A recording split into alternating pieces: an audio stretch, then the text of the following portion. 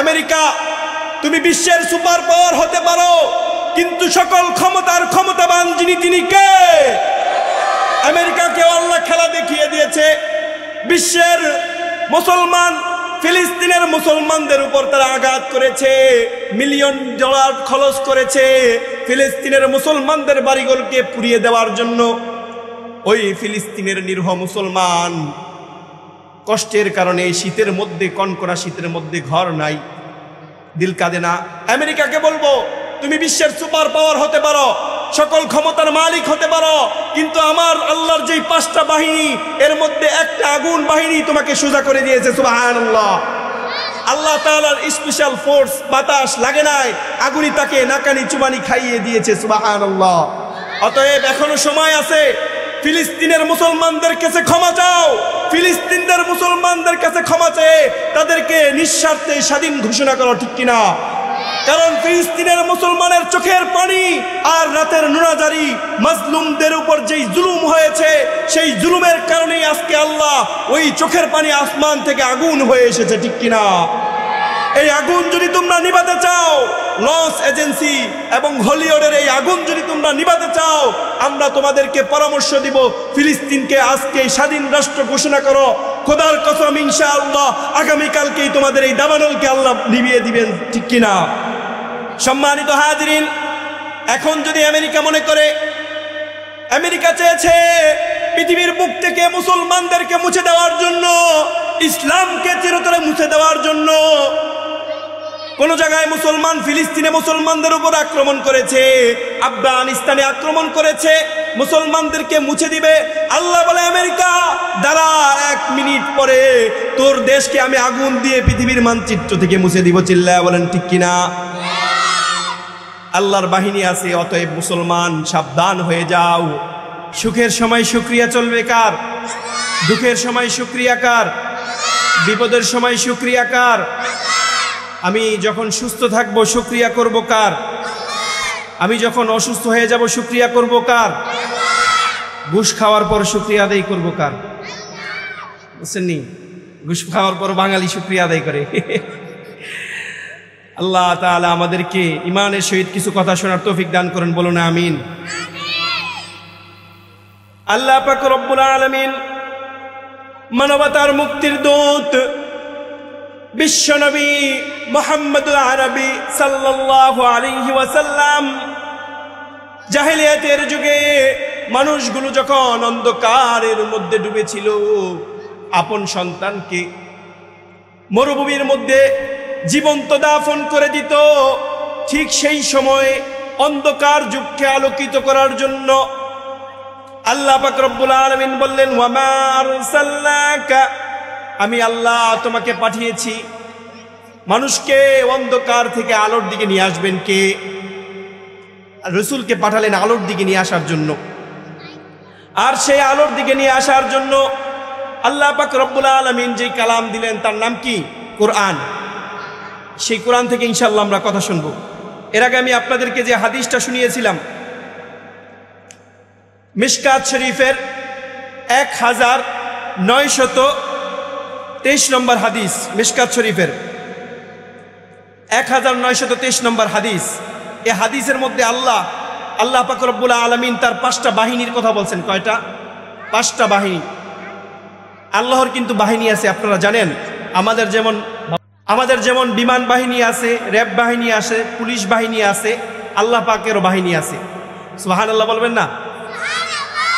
عن أنس بن مالك رضي الله تعالى عنه عن النبي صلى الله عليه وسلم قال لما خلق الله الأرض جعلت تميد فخلق الجبال فقال بها عليها فاستقرت فعجبت الملائكة من شدة الجبال। الله পাক রব্বুল আলামিন যখন এই পৃথিবীকে সৃষ্টি করলেন, সৃষ্টি করার পর পৃথিবী কিন্তু পানির মধ্যে, তাই না? পানির ঢেউ আসলে একটা জিনিস কি স্থির থাকে না, ভাসতে থাকে। এই জন্য এই জমিন যদি লড়াচড়া করে আমরা কি সুন্দরভাবে হাঁটতে পারবো না।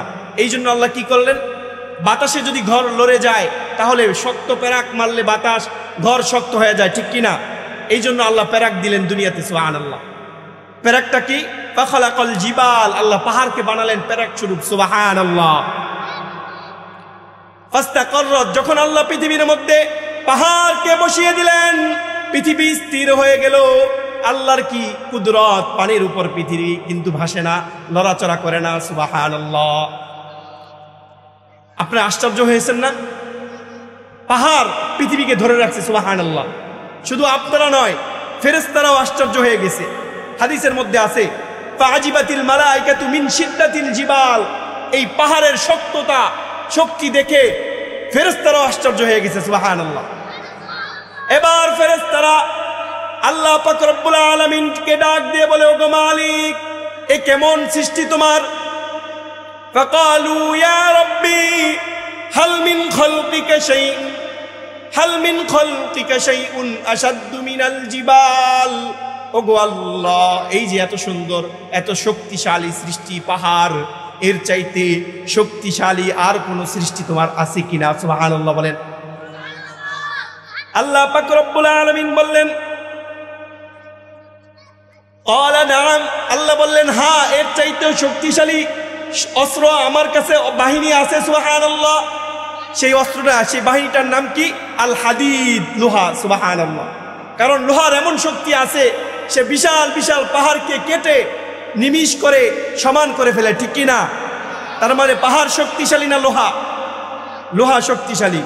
এবার লোহার শক্তি দেখার পর তারা জিজ্ঞাসা করলো, ইয়া রাব্বি হাল মিন খালকিকা শাইউন আশাদ্দু মিনাল হাদিদ, এই যে লোহা এত শক্তিশালী বাহিনী তোমার, এই শক্তিশালী বাহিনীর চাইতে আরো শক্তিশালী বাহিনী তোমার আছে কিনা? আল্লাহ বললেন আছে, সুবহানাল্লাহ বলেন। ক্বালা নাআম, আল্লাহ বললেন হ্যাঁ আছে, আন-নার, আগুন, সুবহানাল্লাহ। এই শক্তিশালী লোহাকে আগুন পুড়িয়ে তছনছ করে দেয়, ঠিক কিনা? লোহাকে ধ্বংস করার মতো ক্ষমতা আল্লাহ আগুনকে দিয়েছেন কিনা? এবার ফেরেশতাগণ আবার আশ্চর্য হয়ে গেলেন। ফেরেশতারা আবার জিজ্ঞাসা করে, ইয়া রাব্বি হাল মিন খালকিকা শাইউন আশাদ্দু মিনান নার, এই আগুনের চাইতে শক্তিশালী বাহিনী তোমার আছে কিনা? আগুনকে আপনারা আল্লাহর বাহিনী মনে হয়? এই কথা বলা মুসলমান মনে হয়? কাদের মনে হয়? দুই হাত তুলে দেখান তো দেখি। নারায়ে তাকবীর, নারায়ে তাকবীর। মুসলমানের আওয়াজ কম, আল্লাহ তাআলার বাহিনী আগুনকে মনে হয় না? হ্যাঁ, আজকে আমেরিকার দিকে তাকাও, বিশ্বের সুপার পাওয়ার আমেরিকা, এই বিশ্বের সুপার পাওয়ার আমেরিকাকে আল্লাহ তাআলা তার একটা বাহিনী আগুন দিয়ে নাকানি চুবানি খেয়ে রেখেছেন, ঠিক কিনা? আজকে আমেরিকা, একটু আগে নিউজ দেখলাম, আমেরিকা তারা পরাজয় বরণ করেছে। আসমান থেকে, বিমান থেকে মিলিয়ন মিলিয়ন পানি, হাজার হাজার পানির যে শক্তিশালী ফায়ার সার্ভিস আছে, এদেরকে নিয়ে এসেছে, বিমান দিয়ে পানি দিচ্ছে, হেলিকপ্টার দিয়ে পানি দিচ্ছে, কিন্তু আগুন নিভানো যাচ্ছে না, সুবহানাল্লাহ। আমেরিকা, তুমি বিশ্বের সুপার পাওয়ার হতে পারো, কিন্তু সকল ক্ষমতার ক্ষমতাবান যিনি, তিনি কে? আমেরিকাকে আল্লাহ খেলা দেখিয়ে দিয়েছে।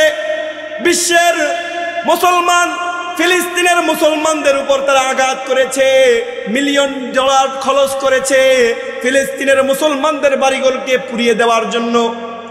ওই ফিলিস্তিনের নিরীহ মুসলমান কষ্টের কারণে শীতের মধ্যে, কনকনা শীতের মধ্যে ঘর নাই, দিল কাঁদে না। আরে রাসূল হাদিসের মধ্যে বলছেন, আল মুসলিমু কাজাসাদিন ওয়াহিদিন, মুসলমান একটা শরীরের ন্যায়, ইয়াশউরু ওয়াহিদুন বিআলামিল আখার, পৃথিবীর যেই প্রান্তেই কোন মুসলমান আঘাতপ্রাপ্ত হবে, এক মুসলমান অপর মুসলমানের দুঃখে দুঃখিত হবে, ঠিক কিনা? আজকে ফিলিস্তিনে মুসলমানরা নির্যাতিত, বিশ্বের সমস্ত দেশে মুসলমানরা নির্যাতিত, আর আমি এই দেশে বসে শান্তিতে আছি, তাদের জন্য কোনো আফসোস লাগে না, কপাল পড়ে গেছে, ঠিক কিনা? আমেরিকাকে বলবো, তুমি বিশ্বের সুপার পাওয়ার হতে পারো, সকল ক্ষমতার মালিক হতে পারো, কিন্তু আমার আল্লাহর যেই 5টা বাহিনী, এর মধ্যে একটা আগুন বাহিনী তোমাকে সোজা করে দিয়েছে, সুবহানাল্লাহ। আল্লাহ তাআলার স্পেশাল ফোর্স, বাতাস লাগে নাই, আগুনই তাকে নাকানি চুবানি খাইয়ে দিয়েছে, সুবহানাল্লাহ। অতএব এখনো সময় আছে, ফিলিস্তিনের মুসলমানদের কাছে ক্ষমা চাও, ফিলিস্তিনের মুসলমানদের কাছে ক্ষমা চেয়ে তাদেরকে নিঃস্বার্থে স্বাধীন ঘোষণা করো, ঠিক কিনা? কারণ ফিলিস্তিনের মুসলমানের চোখের পানি আর রাতের নুনাজারি মাজলুমদের উপর যেই জুলুম হয়েছে, সেই জুলুমের কারণেই আজকে আল্লাহ ওই চোখের পানি আসমান থেকে আগুন হয়ে এসেছে, ঠিক কিনা? এই আগুন যদি তোমরা নিভাতে চাও, লস এজেন্সি এবং হলিউডের এই আগুন যদি তোমরা নিভাতে চাও, আমরা তোমাদেরকে পরামর্শ দিব, ফিলিস্তিনকে আজকে স্বাধীন রাষ্ট্র ঘোষণা করো। খোদার কসম ইনশাআল্লাহ আগামীকালকেই তোমাদের এই দাবানলকে আল্লাহ নিভিয়ে দিবেন, ঠিক কিনা? আপনারা একমত কিনা?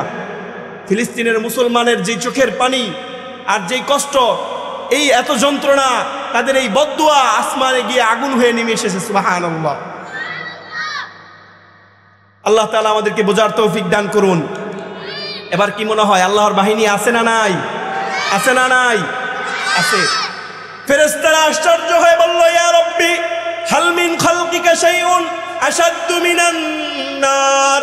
এই এত শক্তিশালী আগুন, এর চাইতে শক্তিশালী আর কোন বাহিনী তোমার আছে কিনা? আল্লাহ বললেন, ক্বালা নাম, আল মা, পানি। সুবহানাল্লাহ। কারণ সমুদ্রে যখন ঢেউ আসে, সমুদ্রের ঢেউয়ের কারণে বিশাল বিশাল সাম্রাজ্যকে সমুদ্র তার পেটের মধ্যে নিয়ে নেয়। সুবহানাল্লাহ। পানির শক্তি আছে না নাই? আছে না নাই? যাদের বাড়ি বরিশাল বা যাদের অঞ্চলগুলো নদী ভাঙে, তাদেরকে জিজ্ঞাসা করেন পানির শক্তি আছে না নাই। ছোটকালে দেখছেন বিশাল এক এলাকা, কিন্তু এখন যা দেখবেন পুরাটাই নদীর বুকের মধ্যে। এরকম আছে না নাই আমাদের সমাজে? আল্লাহু আকবার, আছে। এরপরে ফেরেশতারা আশ্চর্য হয়ে জিজ্ঞাসা করলেন, ইয়া রাব্বি হাল মিন খালকিকা শাইউন আশাদ্দু মিনার রিহ। এই যে বাতাস, পানির পরে সবচাইতে শক্তিশালী বাহিনী হলো বাতাস। কারণ আল্লাহ বাতাস যদি হুকুম দেন, এই বাংলাদেশকে 2 মিনিটে শেষ করে দিব। পারবে কি পারবে না? 2 মিনিটও লাগবে না। আল্লাহ বলবেন কুন ফায়াকুন, বলার সাথে সাথেই পৃথিবীকে ধ্বংস করে দিবেন বাতাস। সুবহানাল্লাহ। বাহিনী কয়টা গেল? পাহাড়, এরপরে লোহা, এরপরে আগুন, এরপরে পানি, এরপরে বাতাস। কয়টা হলো? 5টা। এটা ফোর্স, স্পেশাল ফোর্স। আল্লাহ এদের মাধ্যমে ধ্বংস করে দেন। এরপরে একটা আশ্চর্যকর বিষয় আপনাদেরকে শোনাই। এরপরে ফেরেশতারা জিজ্ঞাসা করলেন, ইয়া রাব্বি হাল মিন খালকিকা শাইউন আশাদ্দু মিনার রিহ। এই যে বাতাস এত শক্তিশালী, এর চাইতে শক্তিশালী কোনো বাহিনী, কোনো কাজ পৃথিবীর মধ্যে আছে কি? সুবহানাল্লাহ বলবেন না? এই 5টার চাইতেও বেশি শক্তিশালী একটা বিষয় আছে, যেটা আমি আপনি অর্জন করতে পারবো। সুবহানাল্লাহ। এখন এই শক্তি কারা কারা অর্জন করতে চান? 2 হাত তুলে আল্লাহকে দেখান। 2 হাত তুলে আল্লাহকে দেখান। নারায়ে তাকবীর, নারায়ে তাকবীর। আল কোরআনের আলো, আল হাদিসের আলো। ঘরে ঘরে অনেক জ্বালাইছেন, আর জ্বালাইলে চলবে না। এখন আমরা চাই কোরআনের আলো সংসদে জ্বলবে, ঠিক কিনা? আওয়াজ করে বলো মুসলমান, ঠিক কিনা? আল কোরআনের আলো ঘরে ঘরে জ্বালাইতে মুসলমান ভয় পায়, ঘরেই জ্বালাইবে, এরা সংসদে যাইব না। আল কোরআনের আলো, আল হাদিসের আলো, দুর্নীতির আলো। দুর্নীতির আলো আপনি সংসদে জ্বালাইবেন? এই 15 বছরের শিক্ষা হয় নাই আপনার? হায় হায়, মুসলমান কয় কি? 15 বছরের শিক্ষা হয় নাই। কি পরিমাণ দুর্নীতি করছে, খালি বিল্ডিং খাড়া করাইছে আর ভিতরে সব ফাঁকা, ঠিক কিনা? এরপরেও যদি দুর্নীতির আলো জ্বলান, তাহলে উপায় আছেও? উপায় আছে? আল্লাহ পাক রব্বুল আলামিনের ফেরেশতারা যখন জিজ্ঞাসা করছে, ইয়া রাব্বি এই যে তোমার এত আশ্চর্যজনক সৃষ্টি, এর চাইতে শক্তিশালী সৃষ্টি কি তোমার আছে? বললেন আছে। ইবনে আদম। সুবহানাল্লাহ বলেন, আমাদের নাম আসছে। সুবহানাল্লাহ। ইবনে আদম তাসাদ্দাকা বিয়ামিনিহি ইউখফা মিন শিমালিহি। আদমের সন্তান যখন দান করে, ডান হাতে দান করে, তার বাম হাত জানে না সে কি দান করলো। এই দান এই 5টা বাহিনীর চাইতেও বড় শক্তিশালী। চিল্লায়া বলুন সুবহানাল্লাহ। আল্লাহ তাআলা আমাদেরকে এই শক্তি অর্জন করার তৌফিক দিয়েছেন কিনা? এখন বলবেন হুজুর মনে কালেকশন করবো। ভয় পেয়েন না, আমি কালেকশন করবো না। ভয় পেয়েন না আপনারা। আল্লাহর বাহিনী কয়টা? 5টা। সম্মানিত হাজিরিন, এখন যদি আমেরিকা মনে করে, আমেরিকা চেয়েছে পৃথিবীর বুক থেকে মুসলমানদেরকে মুছে দেওয়ার জন্য, ইসলামকে চিরতরে মুছে দেওয়ার জন্য, কোন জায়গায় মুসলমান ফিলিস্তিনে মুসলমানদের উপর আক্রমণ করেছে, আফগানিস্তানে আক্রমণ করেছে, মুসলমানদেরকে মুছে দিবে। আল্লাহ বলে, আমেরিকা দাঁড়া, 1 মিনিট পরে তোর দেশকে আমি আগুন দিয়ে পৃথিবীর মানচিত্র থেকে মুছে দিব। চিল্লায়া বলেন ঠিক কিনা? আল্লাহর বাহিনী আছে, অতএব মুসলমান সাবধান হয়ে যাও।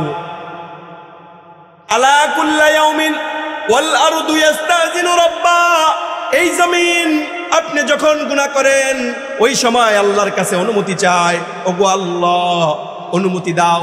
জমিনকে আল্লাহ বলে, এই জমিন এত রাগ কেন তোর?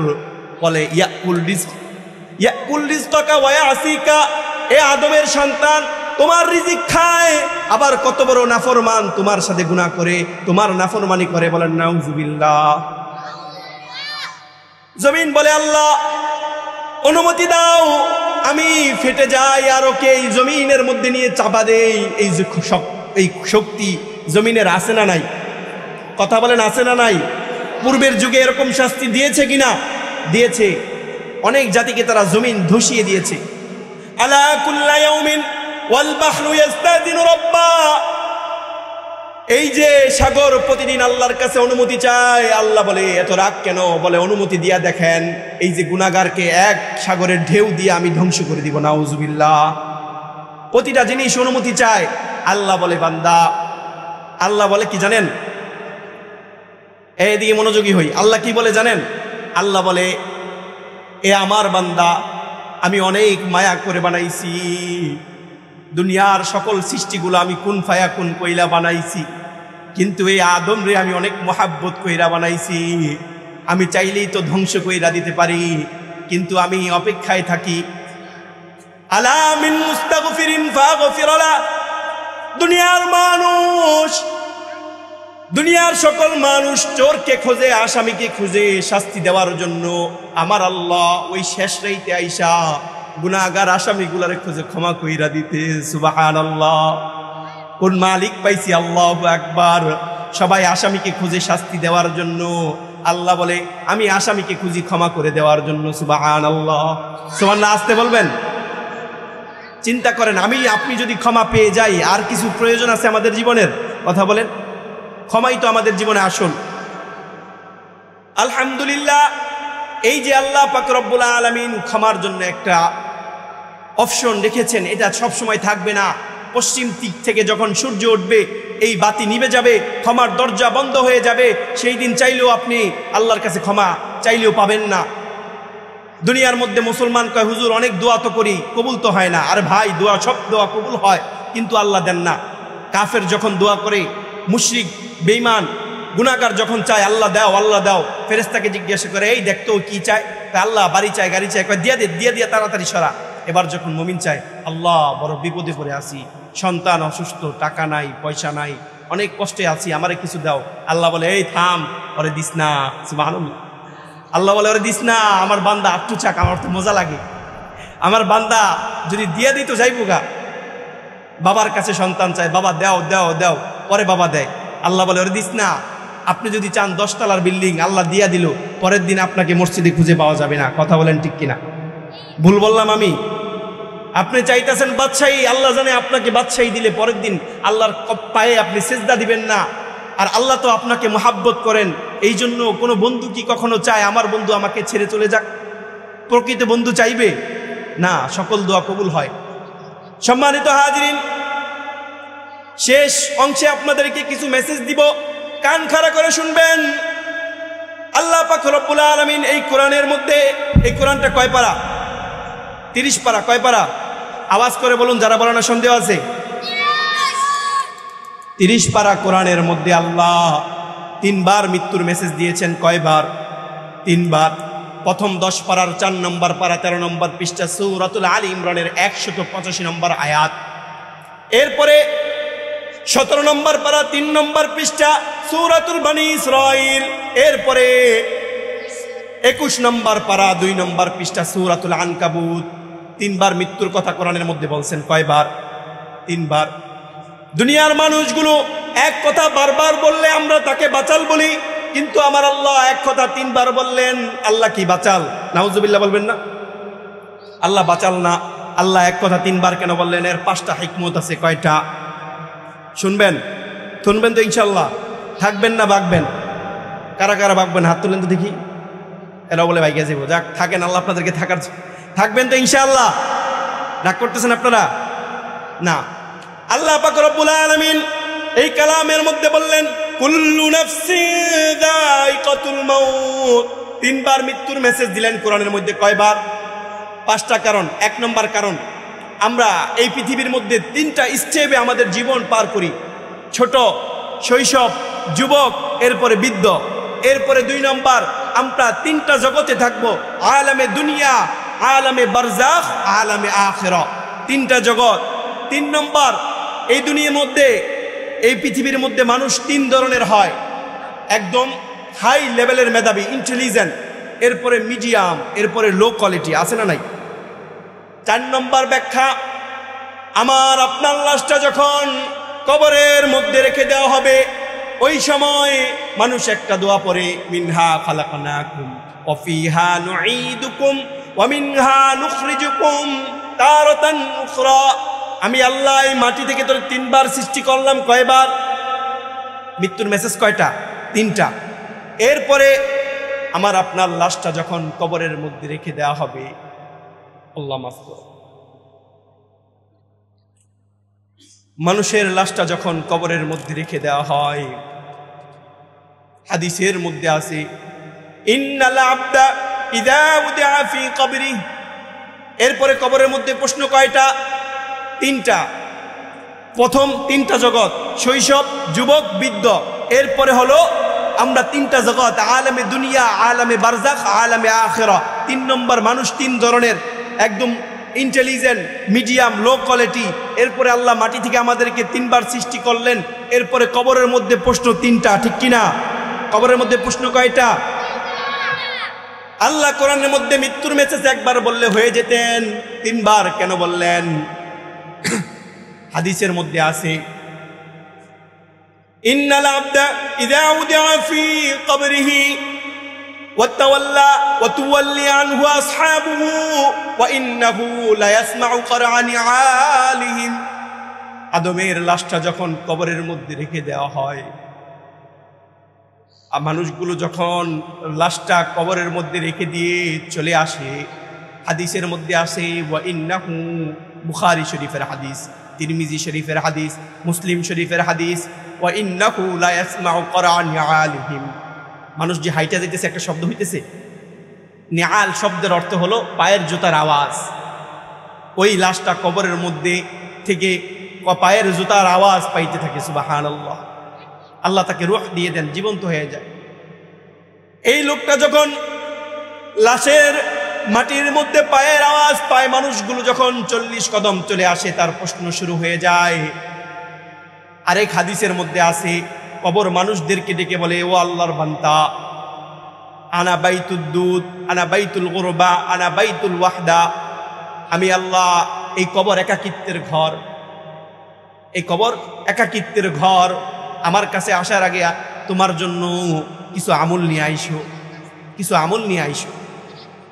লোকটা যখন শুনে, লাশটা যখন কবরের মধ্যে রেখে দেওয়া হয়, যখন তাকে কবরের মধ্যে শুইয়ে দেওয়া হবে, সেভাবে আমার সন্তান, আমার বাবা আমাকে রেখে দিয়ে যাচ্ছে। সে শুনতে পায়, দেখতে পায়, ডাক দিয়ে বলে, বাবা তুমি কি জানো না, নরম বিছানা ছাড়া আমি কখনো ঘুমাই নাই। আজকে এই অন্ধকার কবরে, আলোহীন শহরে কিভাবে আমি ঘুমাবো?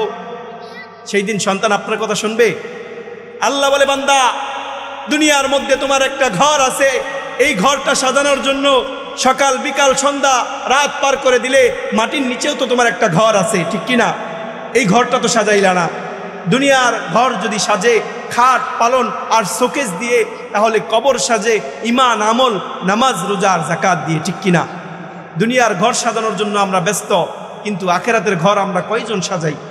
বাজান, পায়ে হাত দিয়ে বলবো, সময় সংক্ষিপ্ত, পায়ে হাত দিয়ে বলবো, দুনিয়ার ঘরটা একটু সাজান। একটু চিন্তা করেন। আপনি যদি মনে করেন আমি আমার পরিবারের কাছে অনেক মূল্যবান, না, স্পষ্ট ধোঁকা। আল্লাহ বলছেন স্পষ্ট ধোঁকা।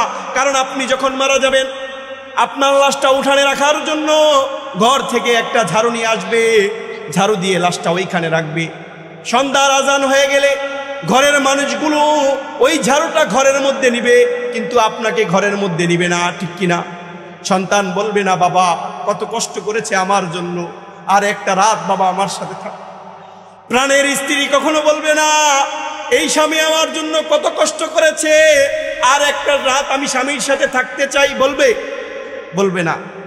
কবরে যদি আযাব নাও দেওয়া হয়, এতটুকু ওই অন্ধকার কবরে যেখানে মানুষ নাই, অন্ধকার বাসবাগান, একা একা থাকতে ভয় করে, যদি কোনো শাস্তি নাও দেওয়া হয়, আমি মনে করি শুধু আপনি সেখানে শুয়ে থাকবেন, এর চাইতে বড় শাস্তি হতে পারে না, ঠিক কিনা? এর চাইতে বড় শাস্তি আর লাগে না। বলতেছিলাম 5টা কারণ সংক্ষিপ্তে বলে দিচ্ছি। আল্লাহ পাক রব্বুল আলামিন 4 নম্বর পারা 13 নম্বর পৃষ্ঠার মধ্যে আল্লাহ বলছেন কুল্লু নাফসিন যায়কাতুল মাউত।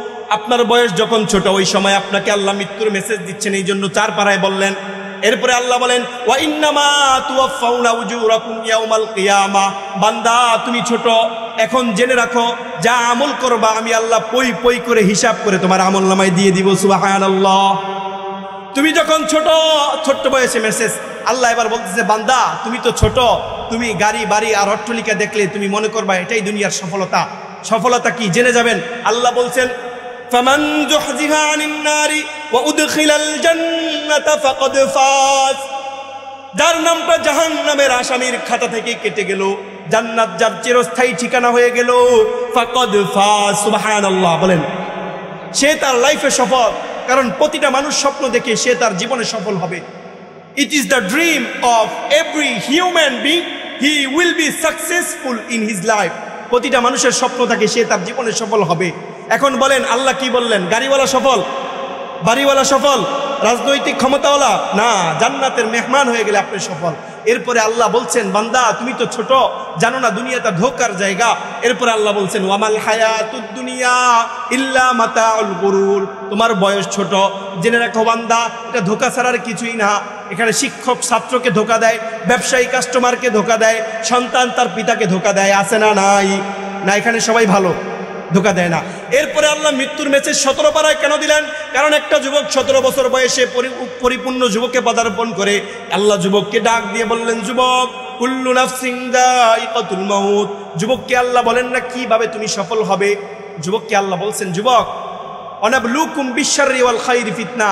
যুবক তুমি মনে করো না তুমি মৃত্যুবরণ করবে না, আমি তোমাকে কল্যাণ অকল্যাণের ফিতনা দিয়ে পরীক্ষা করব, ঠিক কিনা? নারীর ফিতনা দিয়ে পরীক্ষা করব, টাকা পয়সার ফিতনা দিয়ে পরীক্ষা করব। আইল জাস্টিফাই ইউ, আমি তোমাকে পরীক্ষা করব। লা তাফরাহ বিদুনিয়াকা যুবক। আজ যুবকরা বড় খুশি, সে যুবক না, তোমার দুনিয়া নিয়ে খুশি হয় না। ফাইন্নাকা গায়রা মুখাল্লাদ, তুমি চিরঞ্জীব না যুবক, তোমাকেও মৃত্যুবরণ করতে হবে। বাড়ি থেকে বাইক নিয়ে বের হয়, ফিরে আসবে, কিন্তু তার লাশ ফিরে আসে, ঠিক কিনা? কথা বলেন। এরপরে আল্লাহ তৃতীয় মেসেজ কেন দিলেন? 21 নম্বর পারা 2 নম্বর পৃষ্ঠা সূরা আনকাবুতের মধ্যে আল্লাহ এবার বৃদ্ধ বাবাকে মেসেজ দিলেন ও বৃদ্ধ বাবা, দেখতে দেখতে কালো দাড়ি, কুচকুচে দাড়িগুলো পেকে সাদা হয়ে গিয়েছে, সুঠাম শক্তিশালী দেহ নিস্তেজ হয়ে গিয়েছে, এখন আমার কাছে আসতেই হবে, ঠিক কিনা? এরপরে 3টা মেসেজ কেন দিলেন?